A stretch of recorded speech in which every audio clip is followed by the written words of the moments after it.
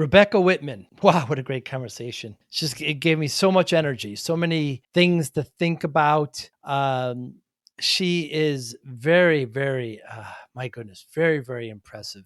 She has these 7 foundational pillars that she practices and she teaches. She's got an incredible, incredible story.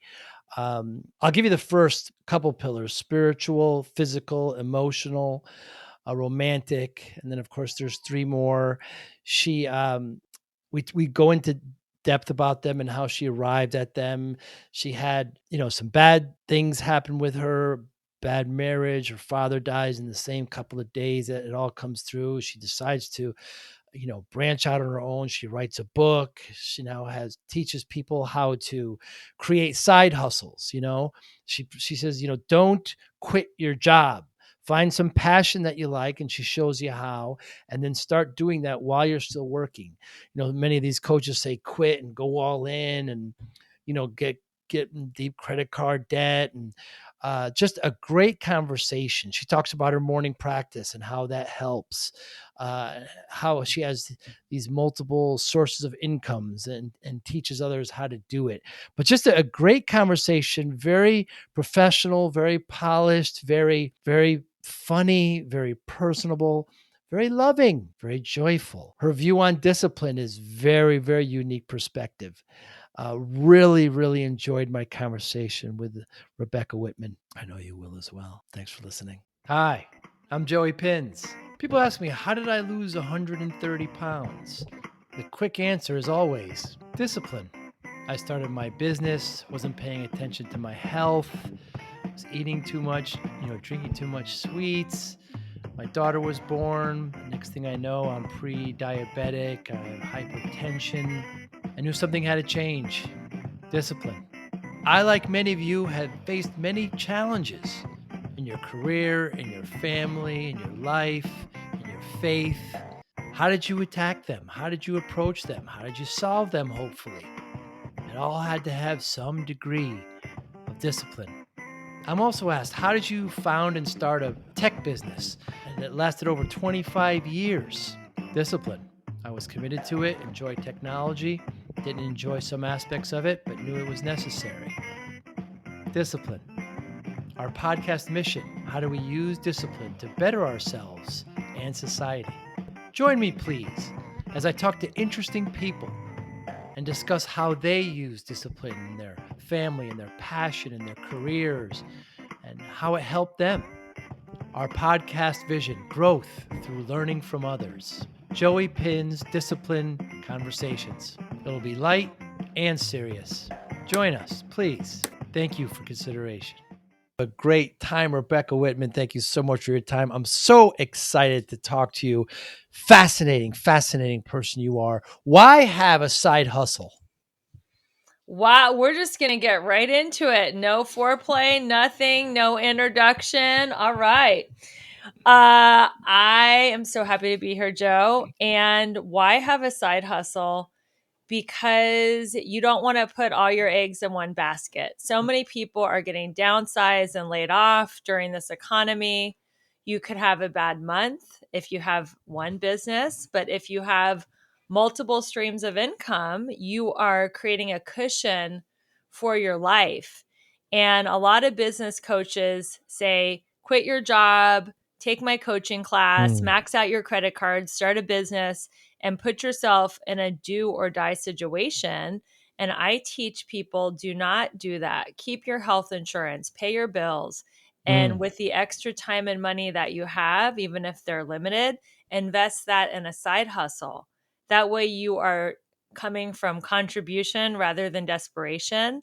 And when the side hustle is at a comfortable level, you can quit your job or not, because I'm a huge believer in having multiple streams of income. I personally have 5, and I'm working toward 7 or 10, which is what most 1%ers have. Yeah, when I started my business, I was just out of college. So I didn't have a mortgage, Rebecca. I think I just had a cheap car, so it wasn't a lot of risk. But, but people who have, these kinds of responsibilities, kids and everything, keep your job, people. and try to do something on the side that hopefully can turn into something. But it's just too dangerous and too much of a risk to take the advice of these some of these business coaches that tell you to quit. That's horrible. Yeah, and they'll sell you like a $25,000 coaching course and tell you to Uh, max out your credit cards, and then a lot of people I know who did that, they are now $25,000 in credit card debt and they still have to go back to their job. mm. So it's just, life is short. I don't think people should put themselves in a do or die situation. And if you have gainful employment, keep that job and turn your passion into a profit and have fun with it. And that's going to attract more customers to you anyway when you're having fun with it. And how do you discover somebody's passion like that? Well, you can go to my website. I actually have a free guide, Find Your Meaningful and Magnetic Purpose, on my website, which is RebeccaElizabethWhitman.com. And I ask poignant questions that will Mm. help lead you to your purpose. But you can use something like, I think it's called, I just heard this on a podcast called Lego, the Lego method. L is, what do I love to do? What do I enjoy? What am I good at? And then the O is, I forget what the O is. I just heard Opportunity? this podcast. Yeah. What have I overcome? What have I overcome? Overcome. Because a lot of times your message Hmm. is in your mess. And if you have overcome something, then you can teach someone exactly what you did to overcome that. So that is the Lego method for finding Hmm. your life purpose. I just spoke to somebody this week who was at a job that they were just, they weren't realizing their full potential. They feel like they were being underpaid.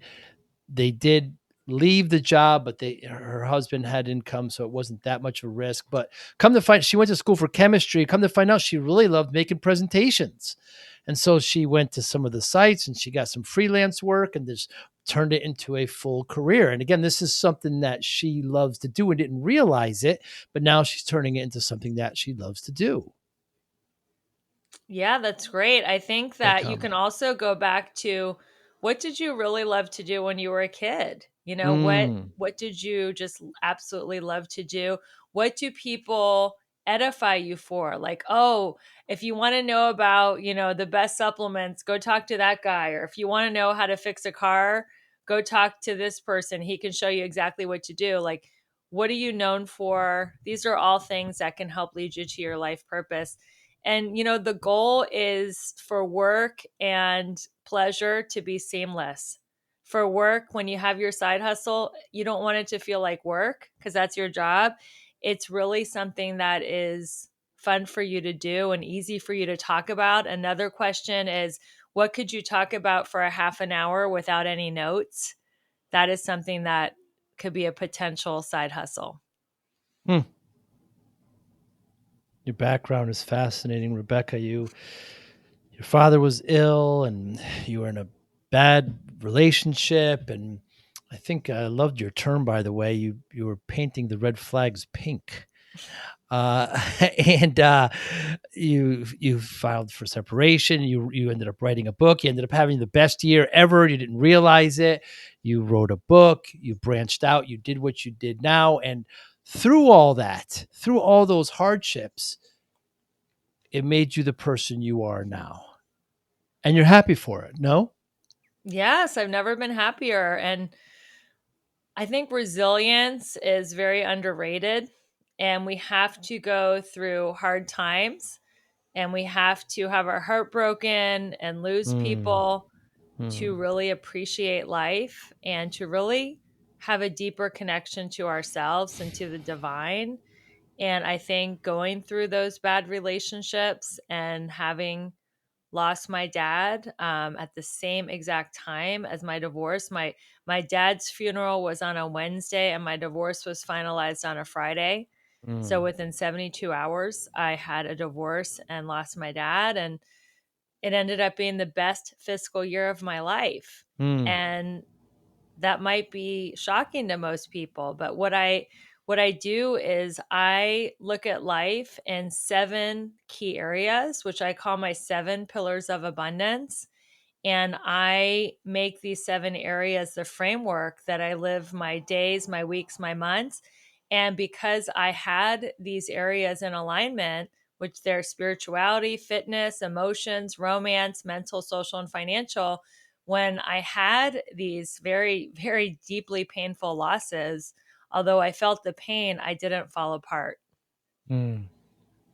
How soon between that, I was going to say tragedy, but between that hardship of that week, did you discover and create these pillars? I had these 7 pillars for many years. I went to Uh, a seminar when I was in my 20s and I learned 6 of the pillars. And I was taught to set goals in each of these 6 areas every January. And I added one area that's always been challenging to me, which is romantic. And then instead of setting goals, I learned how to set affirmations in these hmm. areas, which are basically just goals written in the affirmative. And I've been doing these for years. So I continued to do them during that really hard year, and I continue to do them. Now I actually have a free workshop every January where all of your listeners are invited, and I show you how to set 21 intentions for the new year and turn them into affirmations. But I have been doing these, probably for 25 years, these 7 Wow. areas. And this is the foundation or the pillars of what you believe, but it's all about abundance. But at upon first, glance, even the word discipline at first glance, some people have misconceptions. Your definition of abundance is just maybe a little different when people may perceive. Yeah, most people think of abundance as money, having a lot of Mm, money. I think of abundance as the opposite of scarcity. So you can look at mm, any area of your life and have a scarcity conversation with yourself or an abundance conversation. You can look at your love life and say, there's just not enough good ones out there. All the good ones are taken. I lost the love of my life and he's the or she's the one that got away. Or you can say, there's plenty of love, there's plenty of great catches out there, my love is on my way to me. You could look at anything and have a scarcity or an abundance conversation. And I would just say that scarcity is there's not enough to go around, and abundance is there's more than enough. hmm. And the key to happiness is changing your conversations, both in your internal dialogue and what you say out in the world, from scarcity to abundance. The key to happiness is changing your internal conversation from scarcity to abundance. That Yes, bears repeating. it does. How so, Rebecca? Because how we talk to ourselves Hmm. is going to determine the results that we have in life. I was a perfectionist. I used to talk to myself in a very harsh, demanding way. And Hmm. whatever I did, it was never enough. And I learned how to talk to myself in a loving, compassionate way, and everything changed. I attracted the love of my life. I'm now happily married. I have these 4 businesses. The fifth one I don't count yet because I just signed with a new acting agent, so that hasn't produced any abundance yet. But I do count that as an income stream. But I have Hmm. 4 businesses that are many of them are 6 figures, and it's all because of my own self talk.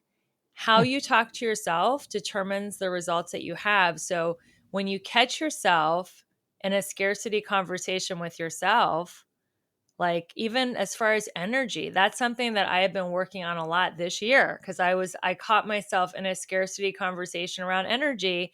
I was constantly saying, I'm so tired, I'm Hmm. exhausted, I don't have enough energy. Hmm. And then I learned when I'm committed to something, my energy expands. Hmm. My energy expands to match my commitment. So I deepened my commitment and my resolve to achieve certain goals, and I started getting more energy.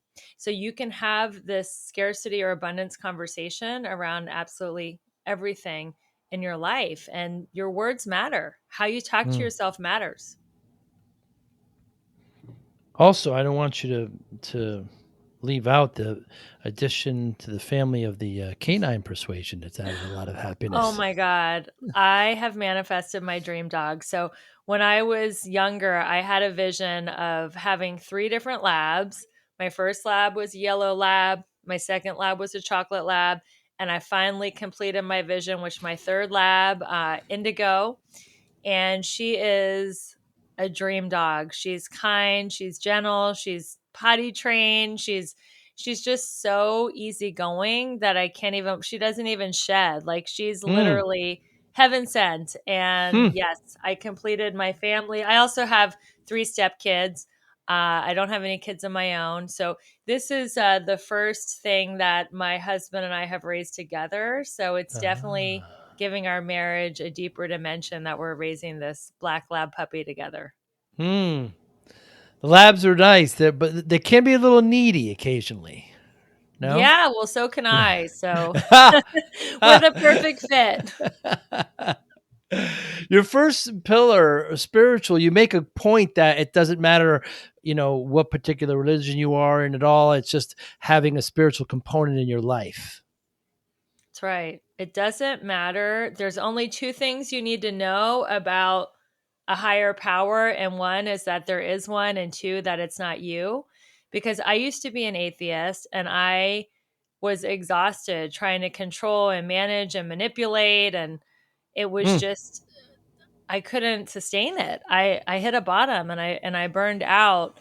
And now that I have been practicing this morning ritual of writing in an abundance journal, it has transformed my life. When I was a teenager, I found my way into a 12-step meeting and I found a fellow traveler who I never saw again. I choose to call her an angel, and she gave me an abundance journal format. I've been writing in it every morning now for 3 decades, and it has absolutely transformed my life, and it's helped me turn my negative experiences to positive and learn from other people's success rather than being jealous. And it's just helped me get my fears out of my mind onto the paper so I have more mental energy to have an Mm. amazing day. And I've been really just loving this practice now. And that's why I'm going to give it as a gift to your listeners. So, having this relationship through journaling has been amazing. I'm also a big believer in prayer and meditation.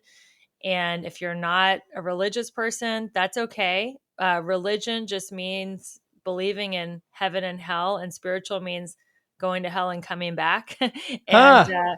making a comeback. So, whatever your higher power is, whether it's nature, whether it's just whatever that is, it could even be like music or Mm. anything The that's not arts. yourself, that you want to have faith that something out there in the universe has your back. And your second, physical, I mean, you make it a point of your morning routine to work out. You want to do it first thing in the morning and eat that frog. So physical is your second pillar. Very important. Yes, it is. And I don't work out every single day. I work out 5 days a week. Sometimes I work out twice a day. But I do believe that our health is our wealth. Mm. And when we have our health, we can create anything in our life. And when we don't have our health, we have nothing. You could make $1 million a day, but if you're in bed hooked up to an IV, then what does it mean anyway? But when you have your Mm. health, you have everything. So prioritize that workout. And I'm a huge believer in time blocking. That's why I can achieve balance within these 7 pillars of life. And when I set out my schedule for the week on a Sunday night, I plan my week around my morning practice and around my physical fitness. Yeah, that time blocking. I mean, I live by my schedule, which I know you do as well, but it's important not just to have meetings in there. It's important to put time for journaling, time for, doing other projects as well. Yeah, put it all in there and become a student of your calendar. You know, time can work for you. It doesn't have to work against you. And Mm. if you learn how to work with your calendar and write everything down and time block, you can achieve so much more. I'm a huge fan of the Pomodoro method, which is a method that is 25 minutes of concentrated effort and a 5-minute break. Hmm. And I actually time myself doing some of the daily tasks that I don't love to do. And I'll time myself for 25 minutes and then I'll take a 5-minute break. And then you can achieve anything doing the Pomodoro method. I also love power hours where, I have certain businesses that I only do for 1 hour a day, 5 days a week. And I time block those power hours. And it's amazing how much you can get done if you just block out 25 minutes or an hour a day. I've heard of the 25-5. Pomodoro is an Italian word meaning tomato. It Uh, is. I think that was the name of the scientist who studied the ah, human brain who realized ah. that the brain can concentrate for 25 minutes before it gets distracted. Mm, hmm. Next is emotional, and you make the point of just having your emotions, your mental health in check, and keep growing, read, etc. Yeah, emotions are all either based on fear or love. Hmm. So, all negative emotions, fear, doubt, and worry, jealousy, resentment, despair are all based on fear, and all positive emotions, happiness, bliss, contentment, satisfaction, joy are all based on love. So, the goal is to go from fear based thinking to love based thinking. And the fastest way to do that is through gratitude. Hmm. Happiness is not necessarily getting what you want, it's wanting what you have and being grateful for what you have. And when you're grateful, you actually attract more to you. And the whole goal of everything is happiness. So we can choose to be happy with what we have.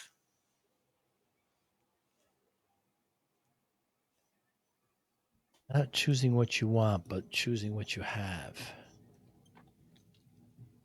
Have to sit on that for just a moment. I do, at least. Uh, and then romantic is next, and you have a lot of great expressions here. I mentioned before, painting red flags pink, and we're a hangout society, and finding soulmate. It's just a lot of people stress out about this area, and it's very tough. It is. It is. And yeah, we are in a very casual hangout culture where there's not a lot of courtship and romance. And it's because the gender roles are blurry.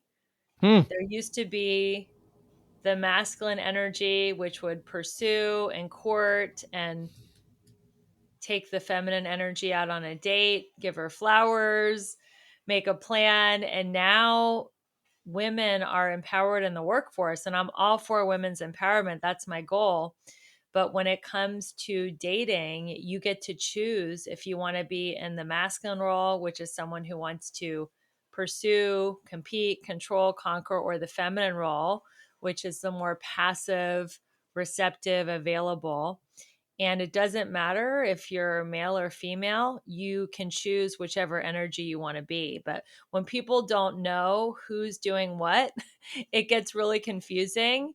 And just hanging out is not very romantic. It's just like, Hmm.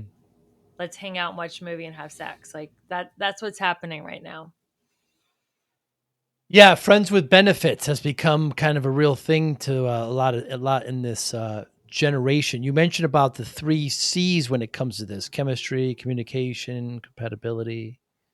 Wow, I think you've done more research on me than any other podcast host, and I've been on over 100 podcasts. So, thank you so much. Yes, there are three things you want to look for if you want to make a commitment to someone, which is the 4C, and that is, are you able to communicate with them? Are you compatible with them? And obviously, is there chemistry? Now, I have made so many bad relationship decisions because there was only chemistry. Right. And I used to just base, everything on chemistry, but then there was no communication and there was no compatibility. And that leads to a very painful relationship. And Yeah. ultimately you end up breaking up with someone because you've got to have all three C's: communication, compatibility, and the chemistry. Yeah, and communication isn't just talking about how much you dislike each other. I mean, it's trying to just communicate your feelings and what you want and what you need. Um, the love languages, are you a fan of that? I'm a huge fan of that. I love the five love languages. That is a breakthrough book. And yeah, it's not just communication on a superficial level. It's Right. being able to ask for what you want and need, conflict resolution, helping the other person achieve their love language, asking Mm. them for yours. So, for example, my love language is words of appreciation and gifts. And Mm. my husband knows that. His love language is physical touch and time together. Huh. And I know that. And yeah, it's really, if you're listening to this and you haven't read that book, definitely get it, the five love languages, and know what your love languages are, so when you are in a relationship you can ask your partner to help you achieve your love languages.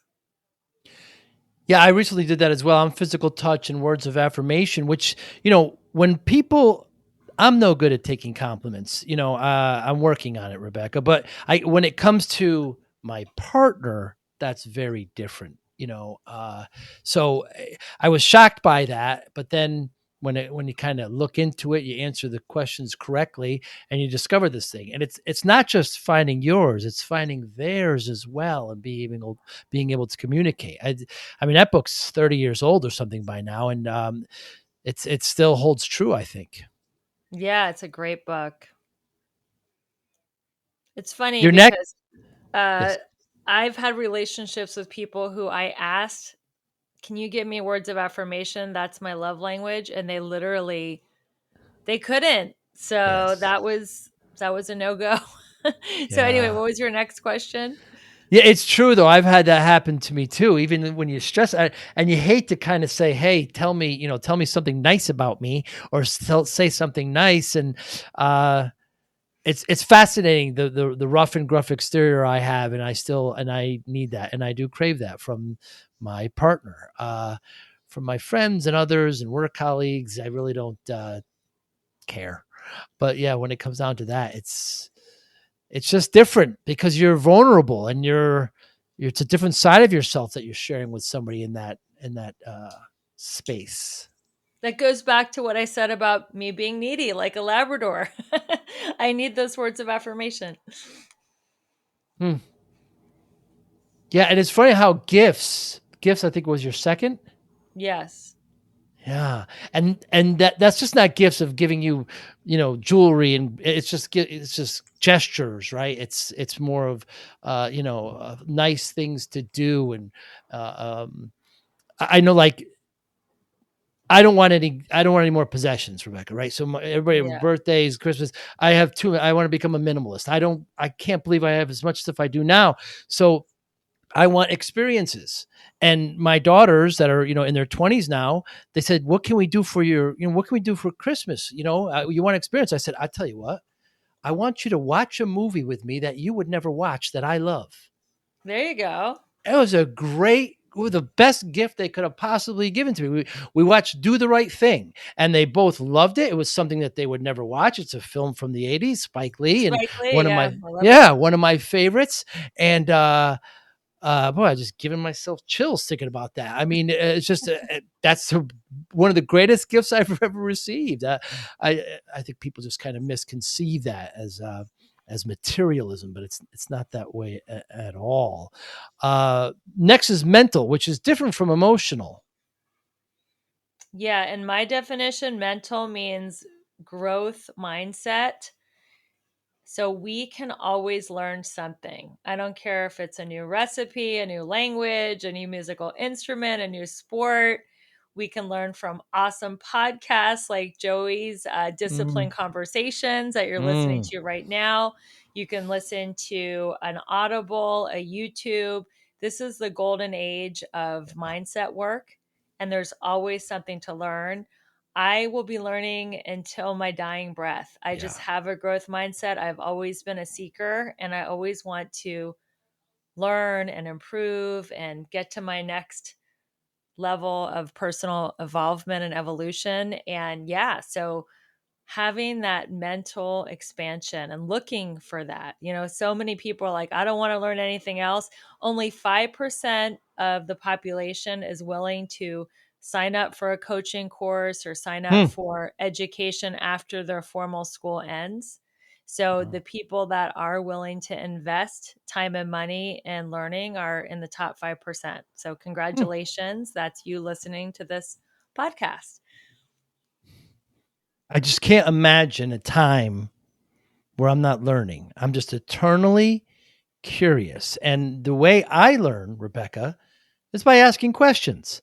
The Socratic method. That's the best way. That's what I'm doing right now. I'm learning from somebody that I respect and admire, and is well Thank you. accomplished, and I'm asking questions and I'm learning. I mean, that I just can't imagine a time where I'm not growing. I just some in the past people have told me that I'm being interrogative with some of my questions, and I step back. I apologize. I just want to know. I just have a thirst for this, and I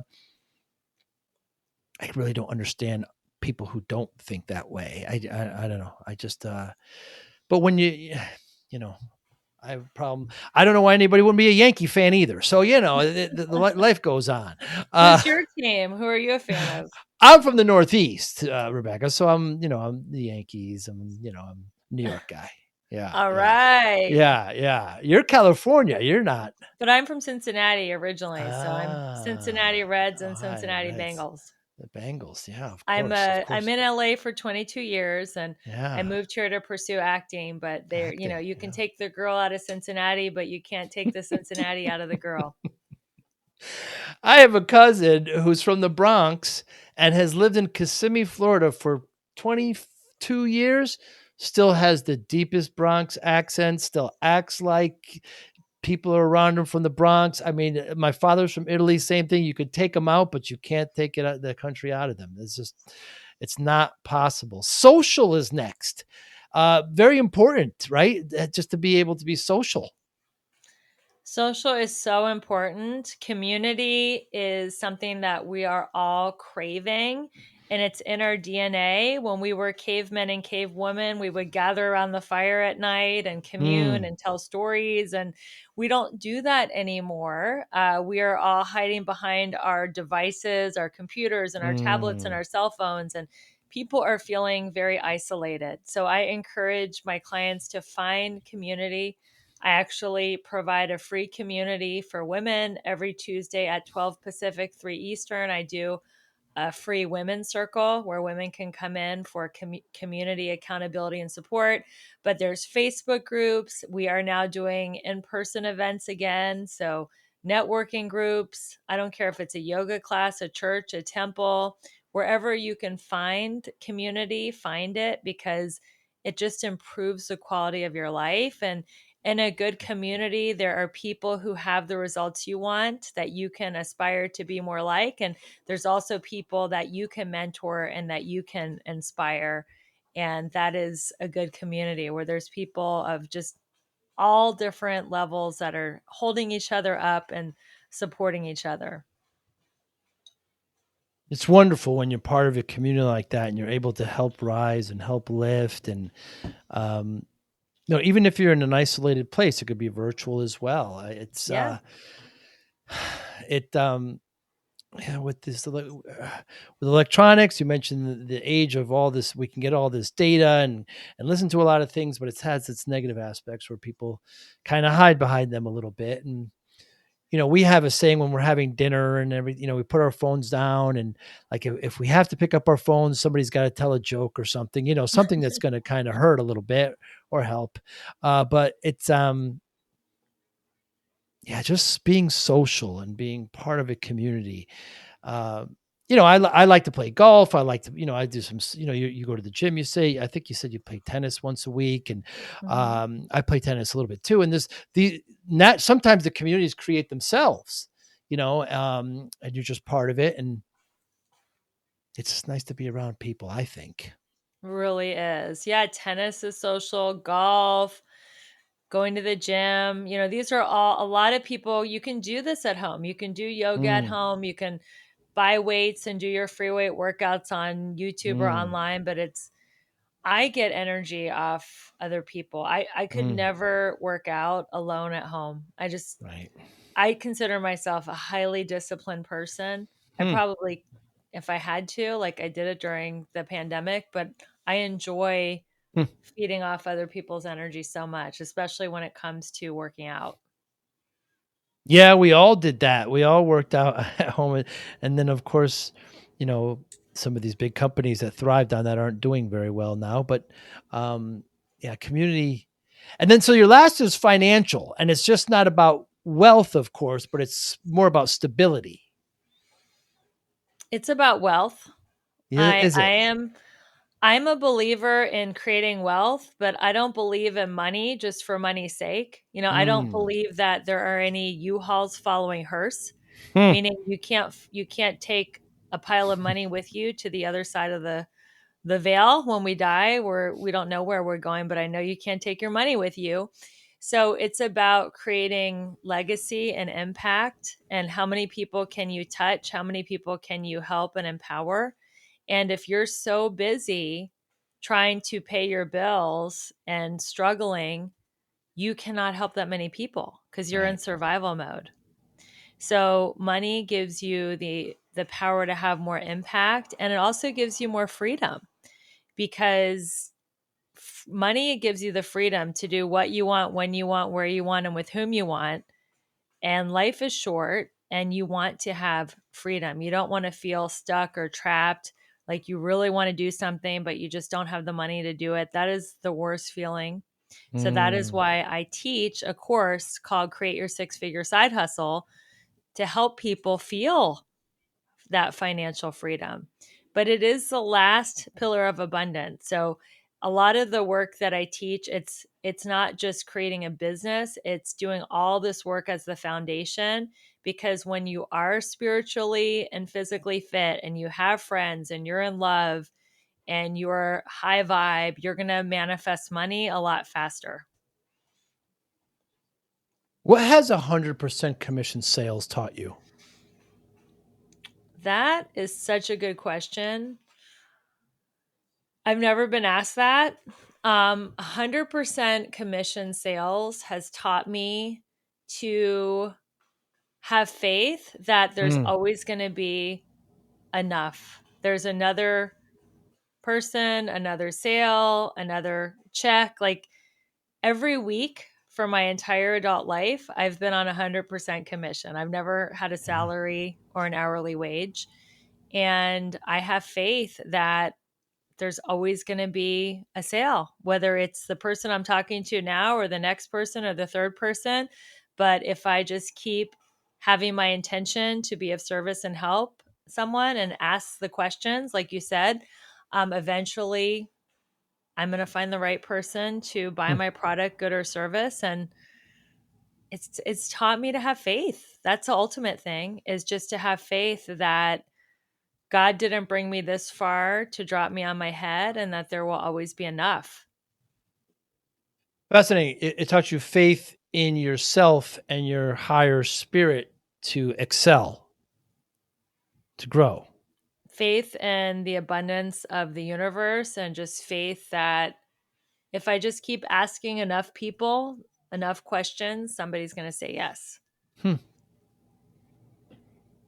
I work with a lot of small businesses, Rebecca, and I'm in the tech field, and sales, still has a stigma to it, and It does. you try to call it something else. I mean, I do sales every day, right? I still work in the industry, and I try to create an environment in which it's easy for someone to purchase. You want to say that, or you want to say sales? It's up to you. But they just have such a dirty. Without sales, you're not going to grow. I mean, how do we remove this? People have a stigma against sales because they think it's pushy, like a Mm, used car salesperson, right. and they have to think of it differently. Every conversation somebody is selling or being sold. I Right. don't care if someone is selling you on where they want to go to dinner, Mm, if you're in the grocery store, paper or plastic, if mm. you're in a restaurant, do you want dessert with that? Like every single, even politics, we're not going to go there, Right. but someone selling the other person that Absolutely. their political Absolutely. philosophy is right. Every single conversation is a sales conversation. And if you believe in something, and if it's personally worked for you to help your life and you're sharing your own personal story with it, and you know that it's going to help the other person, then I don't think there should be a stigma against it. I Mm. think if you see a great movie, like you just did a sales pitch for Do the Right Thing, Yeah. you just did a sales pitch for the Yeah. five love languages book. I mean, that's because you saw the movie and you read the book and you had a positive experience and you want your listeners to have a positive experience. That's sales. It's just sharing your own personal experience with something. Yeah, I've been in social settings where I may say something to, I don't know, persuade a particular point of view, and then somebody will say, "Well, Joe's in sales, so keep that in mind." And it's Well, only happened a handful of times, you're very persuasive because perhaps. you are well versed at Yeah. convincing someone that your point of view is right. What do I got to do to get you to watch Do the Right Thing right now? It's That is the magical question. And I have sold cars, What do have I you? have to do to help you walk away with this car today? That's Absolutely. right. That is the question. What's an elegant warrior? An elegant warrior is the ideal for my clients. That is what we're working towards. So elegance means you're not stressed, you're not pushing, you're not chasing. Elegance means being refined, having your energy intact, being serene, and being in your feminine energy. And warrior is your masculine energy. It's Hmm. going out and having goals and dreams, taking positive action toward those goals and dreams, and really going for it, not Hmm. being passive.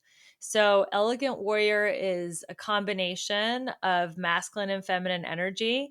You are able to have goals and dreams and you are taking action toward them, but you're not doing it in a way that exhausts you or burns you out or overwhelms you or other people. You are being magnetic, and that's why I call Hmm. myself the magnetic abundance mentor, where you are attracting people to you. You are inviting people into your world. And this is what's been working for me. I have gotten people think I've hired a publicist because I've been written up in LA Weekly, New York Yeah. Weekly, Miami Magazine. Like all these magazines are coming to Yeah. me. I don't have a publicist. They're like just finding me online through my social media and through me being magnetic. So that is what I teach. Hmm.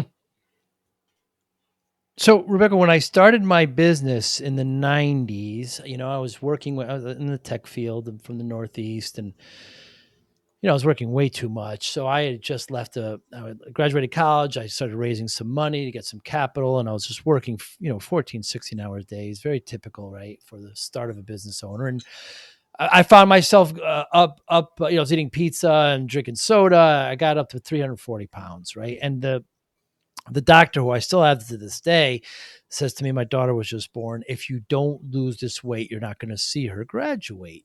So I spent the next 6, 7 months. I lost about 130 pounds. And Wow. people, Congratulations. yeah, people, thank you. People ask me how I did it. Like there's some secret, like, I need to know this secret. Like, I'm going to tell them something they didn't know. And I just say the one word is discipline. That's how I lost the weight.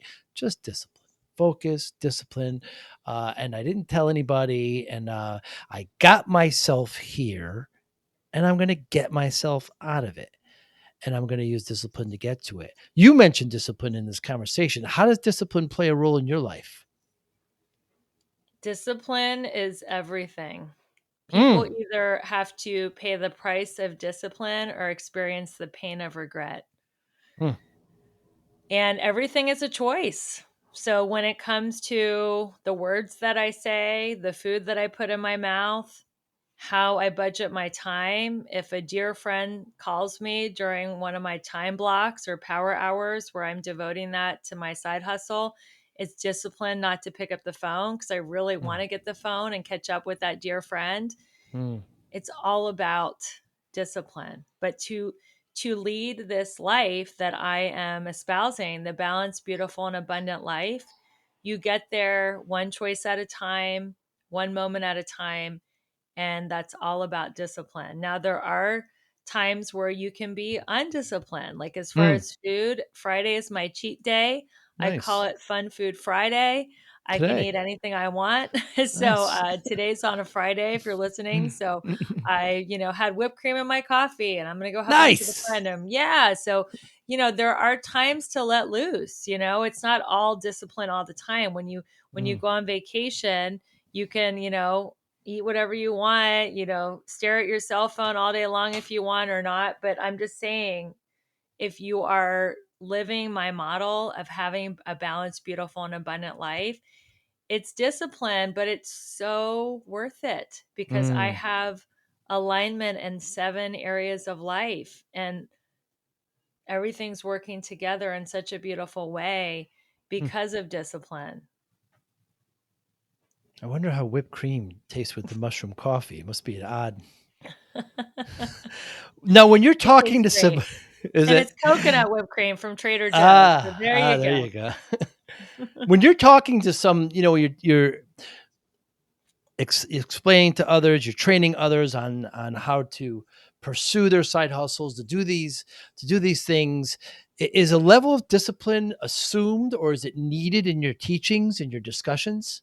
It's taught. I Mm, teach time blocking, how to say no around things that are tempting to do during your hours that you set aside for your side hustle, mm, how to protect that time. Because if you were hired to do that, by a boss, you wouldn't be able to, be distracted. But because it's your own business, it's so easy to just not have boundaries around your power hours and not stick to your schedule. So yes, it's definitely something that I teach in my course, how hmm, to set those hours and have boundaries around that time because time is our most precious commodity. Money, yeah. we can make it, we can lose it, we can make it again, but time is something that we don't know how much of it we have left. And once we spend it, we never get it back. Mm. So guard your time more than anything else in your life. Even your heart, you can fall in love, get your heart broken, and fall in love Mm. again. So your heart, your money, time, I think time and health are so precious. We talked about it before. When somebody wants me to give me a gift, I always say experiences, and what I'm really asking for is their time, which is their most precious gift they can give. Yeah, it's and I think the younger generation, Generation Z and the millennials, they're more into experiences than material acquisitions. They're spending all their money traveling, and I think It's it's great because a human being is made up of the sum of their experiences, and mm. experiences are where it's at. We all have too much stuff in the Western world. We have Ugh, we have storage units because we ugh. have more stuff than we can even store in our houses. We're actually paying money to store it elsewhere. And it's just like we all have so much stuff. But experiences are something that they're invaluable. There's a nice side hustle. Storage. Yeah. My goodness. I mean, they're automated, and yeah, yeah, there's just so much. I found myself I have the opportunity to kind of snowbird a little bit when it gets cold in the winter. I come down south, and I don't bring a lot of stuff down here, and I just threw a bunch of stuff out and donated it. I don't know how I accumulated this stuff. I'm 55 years old. Why do I have all this stuff? I sit and shake my head. Um, but that's me and my perspective. Rebecca Whitman, what motivates you? Love. Mm. My goal every day is how can I be a loving presence in the world? Because I feel like that's what's lacking in the world. There's not enough love in the world. Mm. So, in every conversation, in every post, in every situation, I want to be a loving presence. I feel like that's the whole purpose of our existence is to be a loving presence in the world, to give and receive love. And what's happening now, internationally, it's never more needed than ever. I mean, we just see it. We just see people kind of digging in and not opening up and not. Um, John Lennon, Paul McCartney, "Love Is All You Need." I don't know. It's a little flower child, a little simple, but I think it still holds true. I just think it can go so far. I can, and I will Hmm. not engage with anger on social media. If I Ah, post something that is pro whatever and somebody is anti and they give me their negative dialogue, I just heard it and say, you know what, you could be right. Or if it's so negative, I do unfriend and block because I don't want to have like negative energy in my yeah. world, but I will not go back and forth on social media and fight with someone because that doesn't help them and it doesn't help me and it doesn't help the world to see an argument. And yeah, the world just needs more love. Here's the problem, Rebecca. Angry people vote, and angry people keep Yeah. watching stuff that makes them angry, and so that it comes down to money. So that's a trigger, and it's a vehicle in which ratings can go up and actions can go up only if we could change it to, it's the same thing we could say with, with obesity. There's so much money to be made in that. Only if we could reward these corporations with, with healthiness, with positivity somehow, and reverse that paradigm, I think it would make a world of difference. The people that are brainwashed by an angry dialogue on Mm, media, they're the mindless masses and mm, there's nothing we can do. I mean, that's kind of just people are either in their limbic system, which is our reptilian brain, our fight and flight. And that is, oh my God, there's a, woolly mammoth chasing me and I got to run. That's fear based thinking to go back mm, to the beginning of this interview, or they are in love based thinking.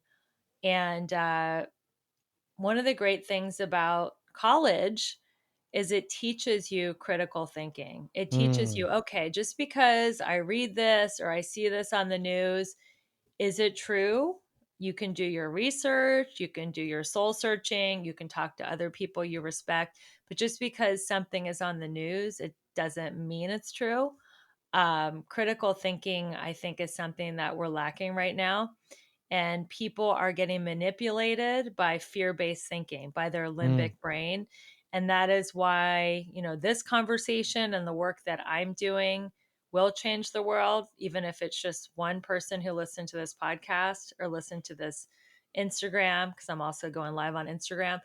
It's it's just shifting from fear-based thinking to love-based thinking, going from scarcity to abundance thinking. And we have a choice, we have a choice not to give in to all the fear and the hysteria that people are using to manipulate us. mm. Yeah, speaking of college, I would hope that, that all that time there in New Jersey you spent in Princeton would turn you into a fan of the Northeast, but no, you stayed with your Cincinnati. Hey, I love New York. My dad's from Manhattan. My Ah, husband is from Manhattan. My sister lives ah, in Manhattan. My sister-in-law whoa, lives in Manhattan. My mother and father-in-law live in Manhattan. My look at stepdaughter's that. going to school in Manhattan. Like I have My cousins there. goodness. Like I have so many ties to Manhattan. It Mm, is the greatest city in the world. I will tell you, it chewed me up and spit me out. I mean, yes, yes, I yes, did not yes. have the fortitude to live there. I tried it for a couple years after college. I thought I was going to be a New Yorker my whole life, but I just, but I respect the Northeast and I understand the Northeast and I have a lot of following in the Northeast. Like a lot of the women that I coach and the women that listen to my content on my podcast, they're New Yorkers. I feel like I'm not as woo woo as Mm, traditional California people. mm. I still have my Midwest and my East Coast sensibility about me, but yeah, I'm a fan of the Northeast. It's just it's a little bit too rough and tumble for me. I don't know the old expression. I know how it goes. I don't know if it's true. Don't stay in New York too long. You'll get too hard. Don't stay in California too long. You'll get too soft. Yeah. How do you measure success, Rebecca? Success is the amount of joy that you feel in the moment.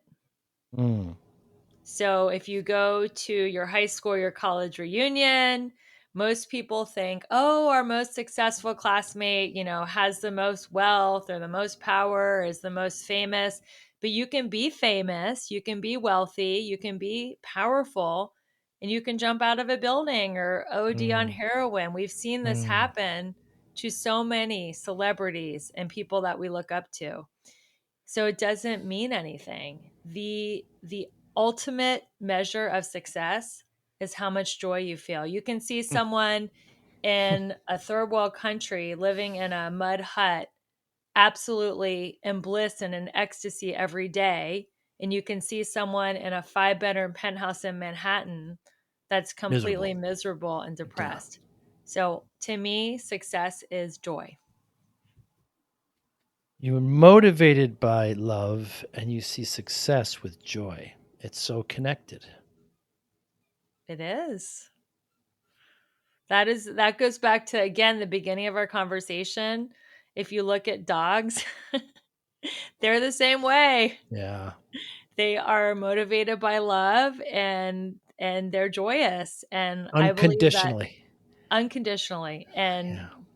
And dog is God spelled backwards. So Ah, we can learn a lot from them. They're also in the present moment. They're not thinking about the that's true. past or worried about the future. Yeah. And yeah, so my question for your listeners is where can you find the joy today? And the joy is experienced in the now.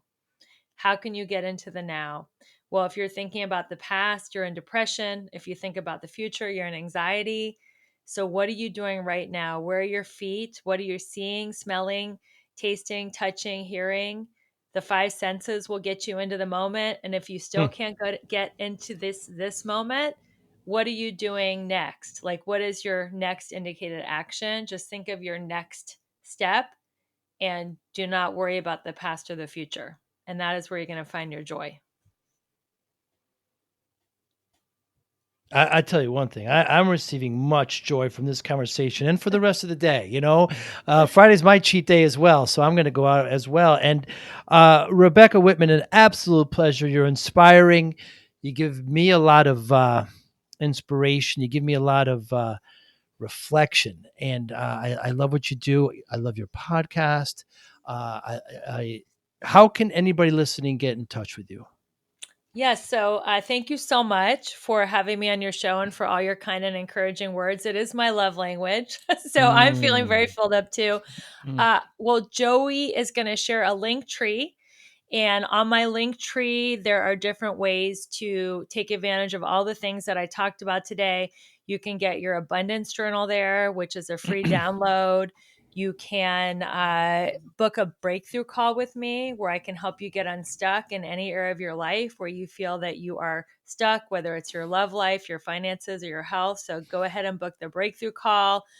You can also, if you're a lady, join that free women's circle on Tuesdays. All of that will be in the Linktree link that Joey's going to share. And if you want to go to my website, that's also in the Linktree link. But you can also go there directly, RebeccaElizabethWhitman.com with a Z. And you can find me on Instagram at Rebecca E. Whitman. That's the best place to find me online. you're on Twitter. You're on Facebook. Your Oh yeah, YouTube everywhere. has some. Twitter, Yeah, TikTok, it's everywhere. LinkedIn. You can find me all over the internet. Rebecca E. Whitman is what I go by on social media, except for Facebook. Rebecca Whitman. Rebecca, thank you so much. I really appreciate your time. If I'm ever in the area, perhaps your husband, you, and Indigo, we can all have a cup of mushroom coffee. I would love that. And where are you, Joey? Right now I'm in Florida. I'm here for the winter. What part? Tampa, Oh, okay. Awesome. I used West to live in Coast. Carrollwood. Well, if Ah, we're ever really? in Tampa or New York, we'll definitely look you guys up. And thank you so Fantastic. much for having me on your show. This has been a really delightful conversation. Thank you. You be well, Rebecca. Thank you so much, Joey. Bye. Thank you for listening and or viewing Joey Pinz Discipline Conversations. Please share this episode with one or two of your friends who you think may benefit from the episode. Our website, www.joeypins.com. There you'll find lots of resources and you could join our mailing list. Please follow us on all our social media, Instagram, Twitter, and Facebook. Podcast information, the video version of our podcast is on YouTube. Please subscribe. Audio is on all major podcasting platforms. Please follow them. And if you like it, please consider giving 5-star rating. Would really appreciate that. Would you like to financially support the podcast? You can go to our Patreon site. Consider $5, $10, or $20 a month. There's all kind of plans that we have there. There's like a one-time payment. What is this podcast episode worth to you? $25, $50, $100, $500, $1,000, $5,000. You be the judge. You can go to our PayPal account to do that as well. Thank you again for listening or watching Joey Pinz Discipline Conversations.